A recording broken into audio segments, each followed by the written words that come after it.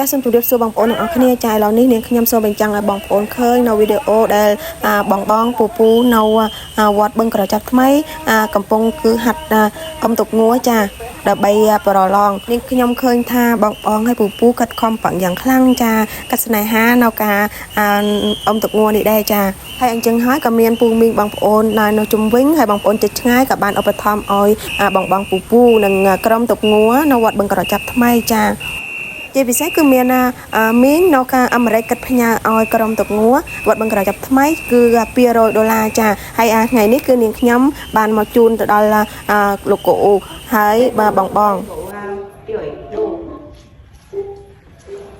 គោណាចាអញ្ចឹងនៅថ្ងៃនេះគឺត្រូវជាថ្ងៃប្រហោះ3កើតខែអាសត់ឆ្នាំម្សាញ់សប្តាហ៍សពុទ្ធសករាជ2569ត្រូវនឹងថ្ងៃទី25ខែកញ្ញាឆ្នាំ2025គឺថាដោយមានញោមនៅសហរដ្ឋដែលសូមលាក់ឈ្មោះបានផ្ញើបច្ច័យ$200តាមអូនលំធីហៅផ្ញើមកជូនដល់វត្តបឹងកចាប់ថ្មីដើម្បីឧបត្ថម្ភដោយកីឡាករចំណុះវត្តបឹងកចាប់ថ្មីជាងនៅក្នុងថ្ងៃនេះអាត្មាភាពជាប្រជាអធិការវត្តបឹងកចាប់ថ្មីក៏សូមថ្លែងអំណរអគុណហើយនឹងសូមជូនពរដល់ញោមនៅសហរដ្ឋដែលបានចំណាយទឹកប្រាក់$200មកជួយឧបត្ថម្ភនៅក្នុងថ្ងៃនេះហើយដោយអំណាចបណ្ឌកុសលដែលមានសទ្ធាជារដ្ឋបាលបានផ្ញើមកក្នុងថ្ងៃនេះគឺថាក៏សូមជូនពរដល់ញោមនៅសហរដ្ឋព្រមទាំងក្រុមគ្រួសារហើយបានជួបប្រទះតែសេចក្តីសុខសេចក្តីចម្រើនចាប់តាំងពីថ្ងៃនេះតរៀងតជាពិសេសគឺថាសូមឲ្យបានជួបនៅពុទ្ធពរទាំង4ប្រការគឺអាយុវណ្ណៈសុខៈពលៈនិងបរិភាណៈ8គ្លៀងគ្លាតឡើយសូមអរគុណ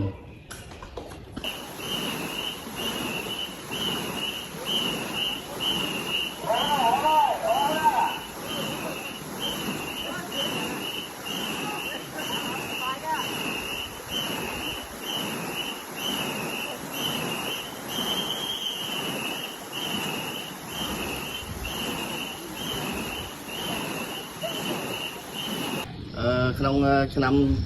2025នេះគឺថាបងប្អូនយើងដែលមានការជំនួយឧបត្ថម្ភអំពីពុទ្ធបរិស័ទចំណោះជើងវត្តរួបរวมគ្នាហើយដើម្បីនឹងជើបានទូកលងមកពីប្រទេសកម្ពុជាមកដើម្បីយើងវឹកហាត់និងចូលរួមប្រឡងបណ្ណាំងក្នុងពិធីអបអរមុខសំពះប្រខែឆ្នាំ2025នេះគឺថាក្នុងសកម្មភាពបងប្អូនវឹកហាត់រាល់ថ្ងៃនេះឃើញថាមានការខំប្រឹងប្រែងស្អិតល្មួតព្រមទាំង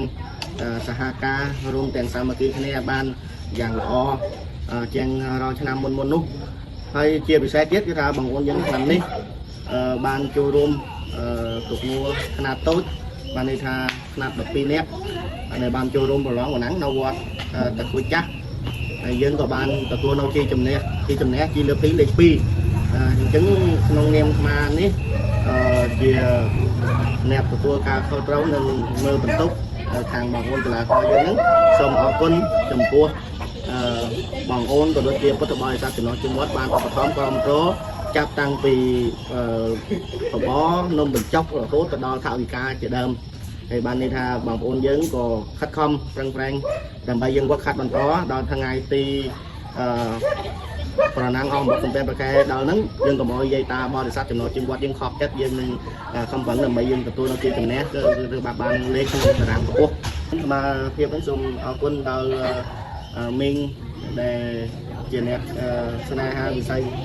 ទុកងួរនៅវត្តបឹងកចាប់ថ្មីនេះហើយបានឧបត្ថម្ភចំនួនទឹកប្រាក់$200ហើយសម្រាប់ខ្ញុំសូមចំនួននៅបងប្អូនទាំងអស់សូមសរសើរនៅទឹកចិត្តរបស់មីងក៏ដូចជាសូមអរគុណហើយសូមឲ្យមីងសំភពជួបប្រទះតែសេចក្តីសុខសេចក្តីចម្រើនហើយរងចាំទទួលនៅដំណឹងជោគជ័យរបស់បងប្អូនបឹងកចាប់ថ្មីបង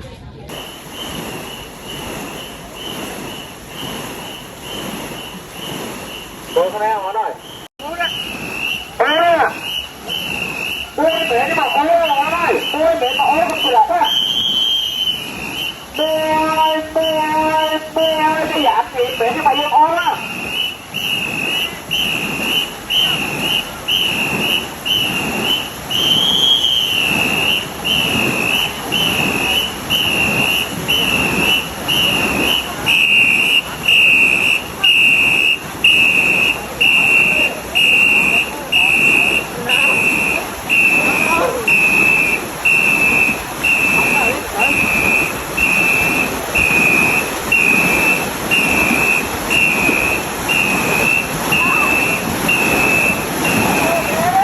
ក្រៅពីអំទុកងួរនៅវត្តបឹងក្រចាប់ថ្មីមានក្រុមរំចា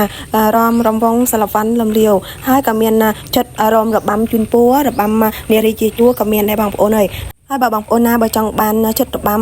រំនៅពិធីធំទូចនៅចិត្តឆ្ងាយក៏ដោយហើយក៏សូមបងប្អូនទាំងអស់គ្នាផ្ញើសារឲ្យនាងខ្ញុំឬនៅក្រុមរំវត្តបឹងក្រចាប់ថ្មីចា